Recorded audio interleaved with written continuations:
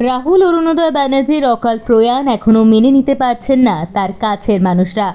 তবে শুধু শোক এবং অশ্রু জলে তাকে বিদায় জানাতে চান না তারা চান ন্যায় বিচার। এত আন্দোলন, এত প্রতিবাদ, সব কিছুই শুধু একটাই কারণে, যাতে এই ধরনের অকাল প্রয়াণ আর না দেখতে হয় আমাদের।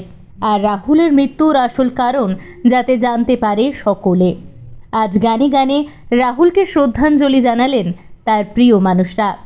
গানে গানে পথ চলার মাধ্যমে ন্যায় বিচারের বার্তা ছড়িয়ে দিলেন সকলের কাছে। এই পথ চলায় সামিল ছিলেন রাহুলের দাদা, সঙ্গে ছিলেন তার কাছের বন্ধু অভিনেত্রী দেবলীনা, অভিনেতা সৌম্য এবং অরুণাভ, সঙ্গে ছিলেন রাহুলের পাড়ার এবং নাট্য দলের বন্ধু বান্ধবেরা। গানে গানে পথে হেঁটে সকলে মিলে রবীন্দ্রসঙ্গীতের সুর মিলিয়ে এই পথ চলা সমাপ্ত করলেন।